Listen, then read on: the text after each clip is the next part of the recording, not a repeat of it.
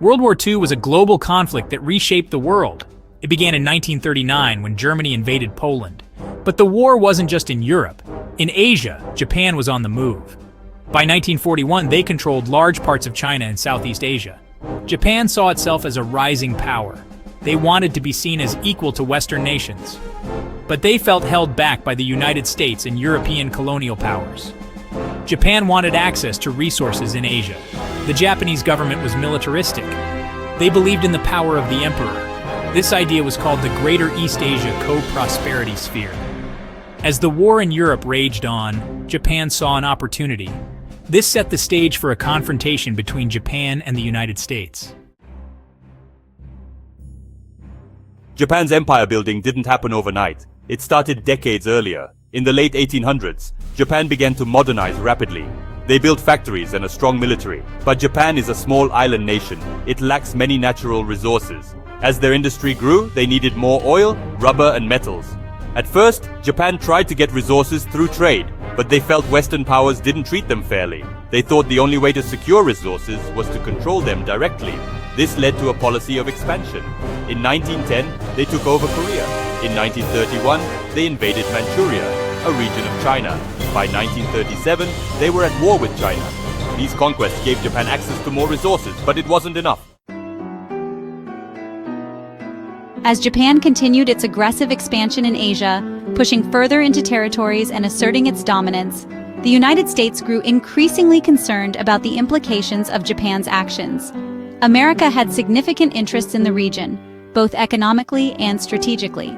They also supported China in its war against Japan, providing aid and resources to help counter Japanese advances. In 1940, the U.S. began to take decisive action to curb Japan's expansionist ambitions. They moved to cut off Japan's access to essential resources, aiming to weaken its military capabilities. This started with restrictions on aviation fuel and scrap metal, which were vital for Japan's war efforts. Japan's leaders were alarmed. They knew these materials were crucial for their military operations and overall war strategy. But the worst was yet to come, and Japan anticipated severe consequences from these restrictions. In July 1941, Japan made a bold move by occupying southern French Indochina, further escalating tensions. The U.S. response was swift and severe, aiming to send a clear message to Japan. They froze all Japanese assets in America, cutting off financial resources. They also placed a total embargo on oil exports to Japan, which was a critical resource for the Japanese military. This embargo was a devastating blow to Japan, severely impacting their ability to sustain their military operations. Japan's oil reserves would only last a few years at most, creating a dire situation. The American embargo put Japan in a desperate position, forcing them to reconsider their strategies and next moves. Pearl Harbor is located on the island of Oahu in Hawaii. By 1941, it was the main base for the U.S. Pacific Fleet. This made it a symbol of American power in the Pacific. It was also a potential threat to Japan's plans in Asia. The harbor itself is almost perfectly designed for a naval base. It's deep and well protected. Ships can easily enter and exit. The climate allows for year-round operations. Pearl Harbor was more than just a base. It was a statement of American intentions in the Pacific. For Japan, Pearl Harbor represented a major obstacle. This thinking would lead to one of the most infamous attacks in history. Section 5. The Path to War. Japan's Strategic Decision. By late 1941, Japan's leaders were at a crossroads. The oil embargo was putting immense pressure on their economy and military. They had to make a decision. They could either give in to US demands or go to war. Many in the government favored war. They believed Japan could win a quick victory. The idea of attacking Pearl Harbor came from Admiral Isoroku Yamamoto. He was the commander of the Japanese Navy. Yamamoto had studied in America. He thought a surprise attack could cripple the Pacific Fleet. By November 1941, the decision was made. Japan would attack Pearl Harbor. They were betting their empire on this one bold strike. Section 6. Planning the Unthinkable. Operation Z. Once the decision to attack Pearl Harbor was made, planning began in earnest. The operation was given the code name Z. It was one of the most ambitious naval operations ever attempted. The plan called for a long-range attack by aircraft carriers. The planning was meticulous. Japanese spies in Hawaii provided detailed information about the harbor. They reported on the positions of ships and the daily routines of the base. The Japanese also developed special shallow water torpedoes. Secrecy was paramount. The fleet that would carry out the attack trained in secret. The die was cast. Japan was committed to war. Section 7, December 7th, 1941, a date which will live in infamy. The morning of December 7th, 1941, dawned clear and bright in Hawaii, with the sun rising over a calm ocean. It was a Sunday and many sailors were off duty, enjoying a peaceful morning. The base was quiet, with an air of tranquility. Few suspected that just over the horizon a massive Japanese fleet was preparing to launch a surprise attack. At 7:48 a.m. local time, the first wave of Japanese planes appeared over Oahu, catching everyone off guard. The attack came in two waves, each meticulously planned and executed.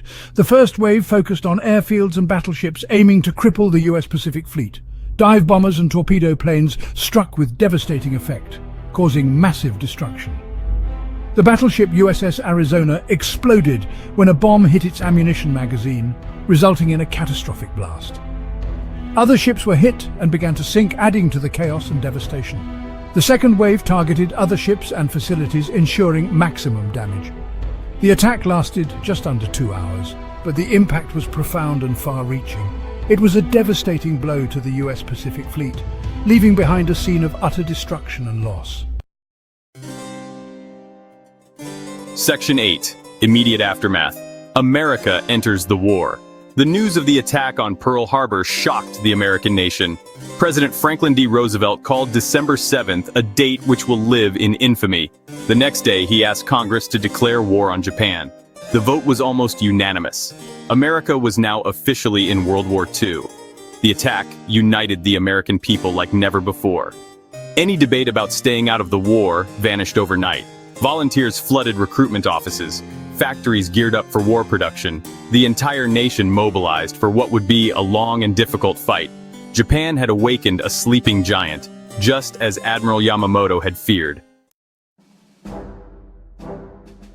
Section 9. Global repercussions, shifting alliances, and power. The attack on Pearl Harbor didn't just bring America into the war.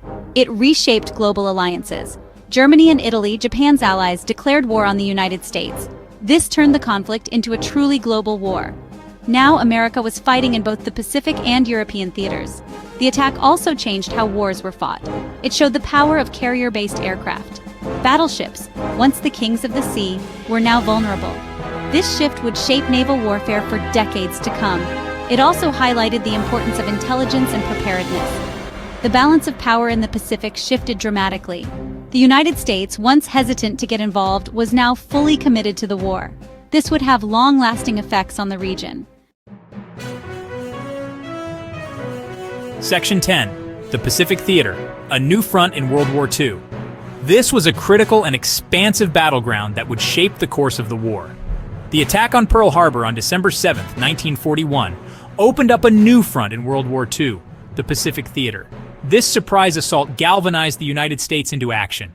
This vast area of operations stretched from Hawaii to India, covering an immense expanse of ocean and land. It included countless islands and vast stretches of ocean, each presenting its own strategic importance and challenges. Fighting in this theater would present unique challenges, from dense jungles to treacherous waters, making every battle a test of endurance and strategy. At first, Japan had the upper hand. Their early victories were swift and decisive.